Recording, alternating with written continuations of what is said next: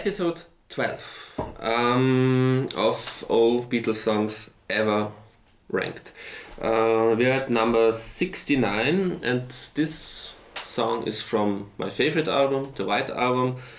Everybody's Got Something to Hide Except Me and My Monkey, mainly by John Lennon. It's one of two songs on the White Album where John deals with the Maharishi experience, with the Guru experience. He was, of course, as we will later learn, maybe one of three songs. Yeah, well, it's more like three songs. Three songs on the White Album deal with that. And John wasn't too happy with the whole experience in the end. And so basically Everybody's Got Something to Hide Except Me and My Monkey, the longest Beatles song title ever, is a piss take, it's all those phrases in the song, come on, it's such a joy. Those are all the kind of things that the Guru Maharishi Mahesh Yogi repeatedly said all the time. So it's like his philosophy, and John Lennon yelling those things is like him taking the piss and at that time he didn't take those for in his opinion very very simplistic messages that serious. So George Harrison wasn't too happy because he still believed in the Maharishi. And we will later learn there was a song that even had to be rewritten because George wouldn't have accepted the song, this other song, if it had the title that John Lennon had intended. Number 68, also the White Album, Obla Di Obla Da, like with Honey Pie and all those songs, many people don't like it. I think it's a great song, and I hate that expression granny music. John Lennon once in his life probably said in an interview, that's Paul's granny music, two songs like Maxwell Silverhammer and Obla Di Obla Da.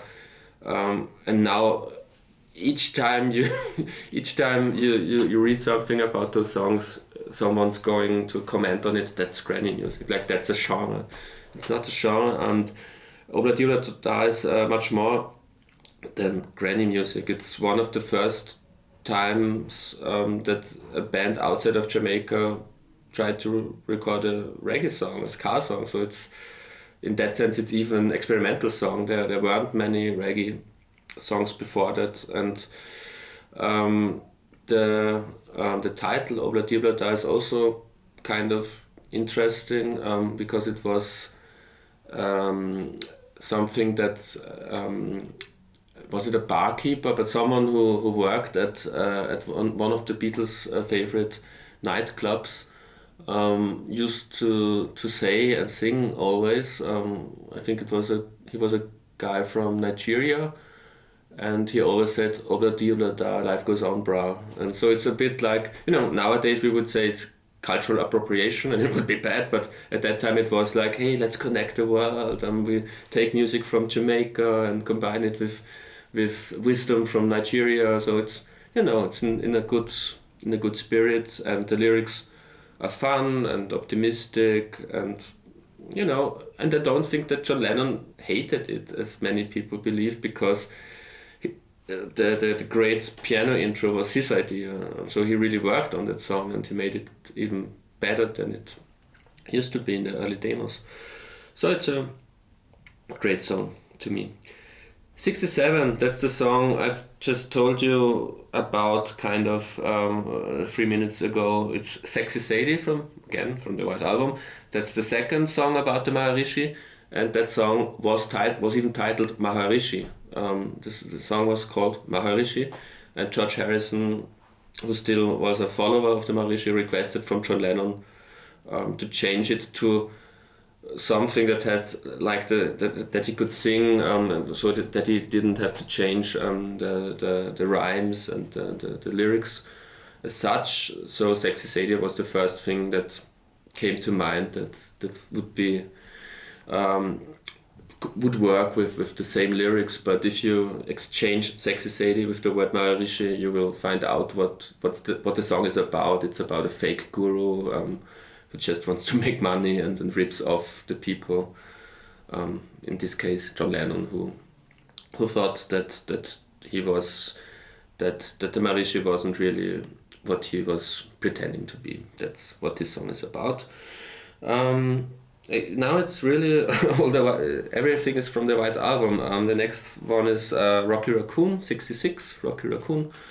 White Album song by Paul McCartney. I think it's great. He does a great American accent, and it's a funny song.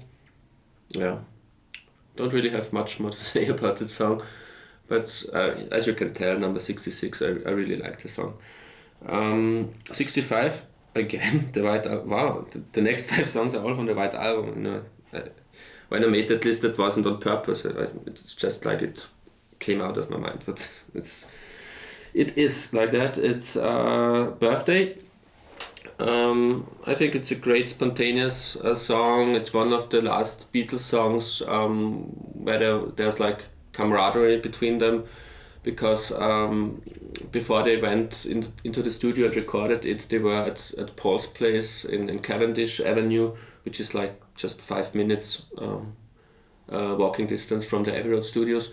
So they knew that on TV at that time, at that day, one of their favorite childhood movies, The Girl Can't Help It, would be broadcast by the BBC. So they all went to Paul to watch the movie together.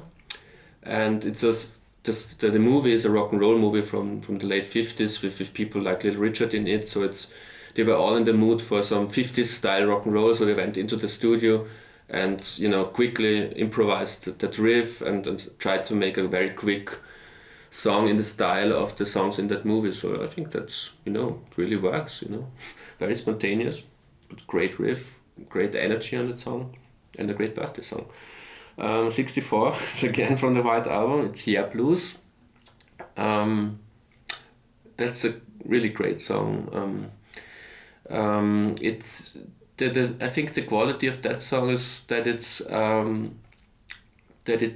ironical but honest and serious at the same time. It's the irony is about at the time there was a blues revival in England, so a white English young man tried to play blues like Eric Clapton, Jeff Beck, Jimmy Page, Cream, Peter Green's Fleetwood Mac. All blues. There was a big hype for blues in Britain, and John Lennon with this song title wanted to make fun of that suddenly white people from Britain wanted to play the blues. So in that sense, that's an anti-cultural appropriation song maybe. But it's also serious because the lyrics in itself are, of course, about John Lennon's, his real problems with depression. And there's even, there's also a quote from the Bob Dylan song Ballad of a Thin Man in it. I feel so suicidal, just like Dylan's Mr. Jones. And also remarkable about that song recording, the song's recording, is that it was one of the first songs they played after Ringo came back. Ringo briefly, unofficially left the group for a week after he had serious arguments with Paul McCartney. And when he came back, they wanted to record something live, so that they all are together and so to bond again. And that was this song. So it's one of Ringo's favorite Beatles recording sessions because that gave him the confidence back that they're still friends and they could play together live. And he enjoyed that session where they're all playing the song basically live without much overdubs. 63 again, I'm sorry, is from the White Album. So episode 12 could be called the White Album episode. It's Julia. That's one of the few Beatles songs where there's only John Lennon on the recording. Guitar. There's just an acoustic guitar and a voice, and both is John.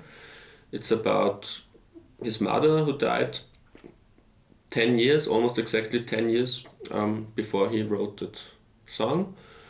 And it's also there are also lines referencing Yoko Ono, Ocean Child Calls Me. Yoko, the Japanese word Yoko in English means ocean child.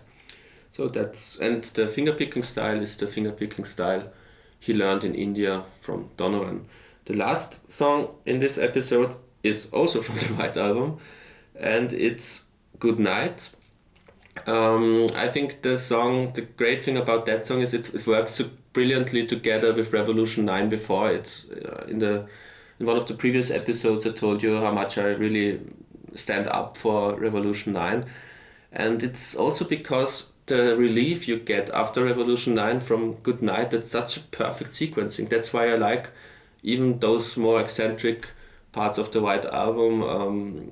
Goodnight without Revolution 9 wouldn't be as good, and Revolution 9 without Goodnight would also not work that good for me. And both songs were written by John Lennon. They're very on opposite ends, but Goodnight, which has Ringo on lead vocals, was a lullaby John wrote for his song Julia. Well, Julia and now Julian. That's Goodnight, and that was the episode. Good night.